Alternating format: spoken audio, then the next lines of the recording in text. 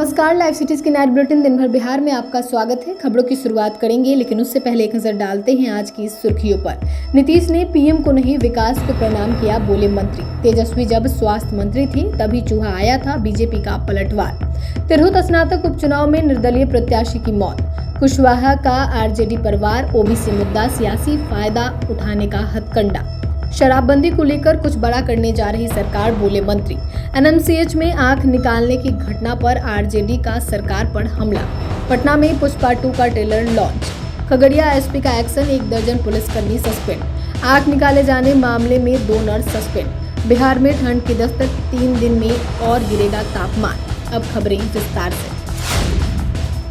बिहार सरकार के ग्रामीण कार्य मंत्री और नीतीश कुमार के करीबी अशोक चौधरी ने विपक्ष को लेकर अपनी प्रतिक्रिया दी। दरअसल सीएम नीतीश ने पीएम नरेंद्र मोदी के पैर छुए थे। इस पर विपक्ष के हमलावर होने पर उन्होंने कहा कि विपक्ष के पास कोई काम नहीं है, वह नीतीश जी के इर्द गिर्द ही घूमते रहते हैं, नीतीश के काम को अपना बनाने में लगे हैं। नीतीश कुमार ने विकास को प्रणाम किया, उनकी तत्परता को नरेंद्र मोदी ने ताकत दी।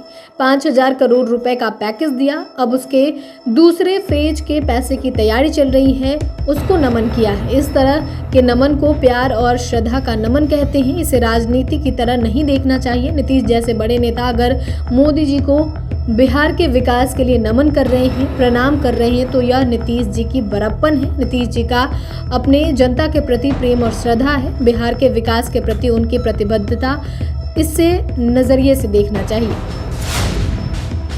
पटना में गोली लगने से घायल युवक को पिछले दिनों भर्ती कराया गया, जहां इलाज के दौरान उसकी मौत हो गई। मौत में काफी देर के बाद जब परिजन शव देखने गए तो उसकी आंख गायब थी। इसके बाद यह मामला सामने आते ही तुल पकड़ लिया है। आरजेडी ने सरकार पर निशाना साधा है तो बीजेपी इसे विपक्ष का दोष बता रही है। इस पर बिहार सरकार के मंत्री दिलीप जायसवाल ने कहा कि कुछ भी संभव हो सकता है। इस दौरान आरजेडी पर जमकर निशाना साधा, कहा कि आरजेडी जब सत्ता में थी तो उनके नेता तेजस्वी यादव स्वास्थ्य मंत्री थी, तभी विभाग में चूहा आया था। उस समय चूहा खत्म किया गया होता तो आज ऐसा नहीं होता। हालांकि इस मामले में दिलीप जायसवाल ने कहा कि अभी जांच का रिपोर्ट नहीं आया है, सीसीटीवी फुटेज भी सामने नहीं आए हैं। हमने भी खबर देखी, लेकिन जांच रिपोर्ट आने पर ही कुछ कहा जा सकता है। कहा कि जांच के बाद आगे की कार्रवाई की जाएगी। तिरहुत स्नातक उपचुनाव में बीजेपी से बागी होकर नामांकन दाखिल करने वाले राजेश कुमार रोशन की रविवार को मौत हो गई। बताया जा रहा है कि उनकी मौत हार्ट अटैक के कारण हुई। 2 दिन पहले ही उन्होंने तिरहुत स्नातक उपचुनाव में नामांकन किया था। बीजेपी के नेता राजेश कुमार रोशन को इस बार चुनाव में टिकट नहीं मिलने पर उन्होंने बागी रूप का अख्तियार किया और निर्दलीय ही नामांकन कर दिया। अब उनकी मौत होने से परिजनों में कोहराम मच गया है। माधोपुर सुस्ता निवासी राजेश कुमार रोशन के निधन से उनके समर्थकों को बड़ा झटका लगा है। देवेश चंद्र ठाकुर के सांसद बनने के बाद यह सीट खाली थी, जिसको लेकर उपचुनाव कराया जा रहा है। वहीं राजेश कुमार रोशन की मौत की खबर सामने आने के बाद सुबह से ही उनके घर पर लोगों का तांता लगा हुआ है। राष्ट्रीय लोक मोर्चा के राष्ट्रीय अध्यक्ष व राज्यसभा सांसद उपेंद्र कुशवाहा आज सहरसा पहुंचे। जिला अतिथि गृह में उन्होंने अपने पार्टी के कार्यकर्ता के साथ बैठक की। उन्होंने कहा कि विपक्ष का ओबीसी का मुद्दा सिर्फ और सिर्फ राजनीतिक लाभ के लिए है। विपक्ष के लोग बिहार से लेकर दिल्ली तक पहले मजबूत स्थिति में रहे। उपेंद्र कुशवाहा ने कहा कि लालू प्रसाद जब केंद्र में मंत्री थे तब उन्हें जातीय गणना की नहीं सोचती थी। बिहार में जिस समय सरकार चल रही थी उस समय भी अति पिछड़ा समाज, दलित समाज, महिलाओं को सत्ता में हिस्सेदारी देने की बात नहीं सोची। उन्होंने कहा कि पंचायती राज संस्थाओं में या नगर निकाय में आरक्षण देने का काम एनडीए की सरकार ने किया है, आरजेडी और लालू प्रसाद ने नहीं किया। बिहार में लागू शराबबंदी के बावजूद लोगों की जहरीली शराब पीने से हुई मौत पर पटना हाईकोर्ट ने तीखी टिप्पणी की। हाईकोर्ट की टिप्पणी पर जब बिहार सरकार के मद्य निषेध विभाग के मंत्री रत्नेश सदा से सवाल किया गया तो उन्होंने मीडिया के सवालों का जवाब देते हुए कहा कि बिहार सरकार पटना हाईकोर्ट का पूरा सम्मान करती है और कोर्ट ने अगर कुछ कहा है तो पूरे मामले को सरकार देखेगी। राज्य सरकार लगातार जागरूकता अभियान चला रही है, इसका असर भी हो रहा है। जो भी शराब तस्कर है और बड़े शराब माफिया है, अब उनकी संपत्ति जब्त होगी।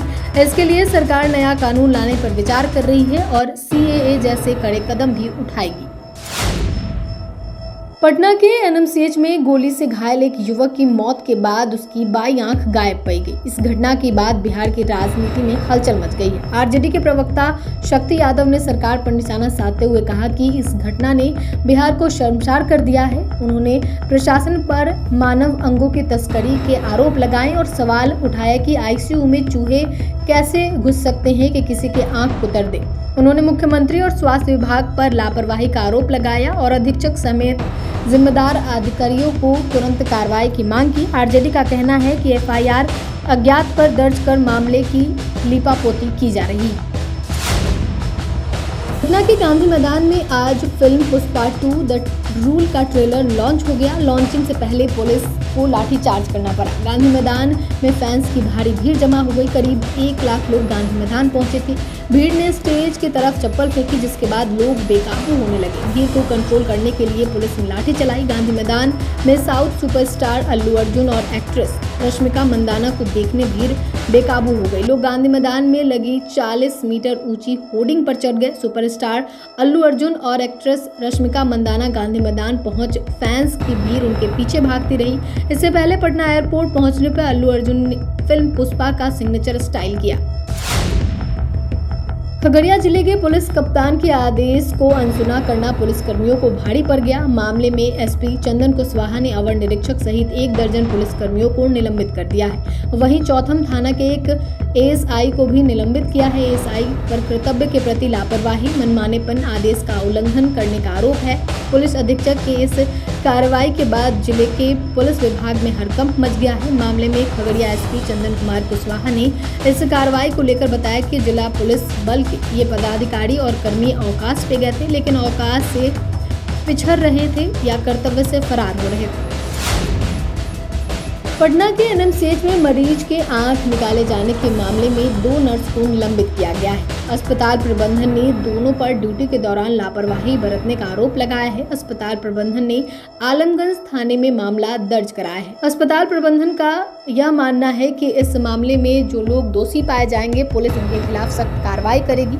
पटना के डीएम डॉक्टर चंद्रशेखर सिंह ने कहा कि यह काफी गंभीर मामला है। अगर परिजनों के द्वारा मानव के अंगों की तस्करी या फिर आंख को लापरवाही पूर्वक चूहे से कुतरने की बात सामने आई है तो यह काफी चिंता और गंभीर मामला है। इसकी जांच होनी चाहिए। इस मामले में जो लोग भी दोषी पाए जाएंगे, सरकार उनके खिलाफ कार्रवाई करेगी। उन्होंने यह भी बताया कि प्रशासन की तरफ से इसे गंभीरता से लेते हुए इसकी जांच कराई जा रही है।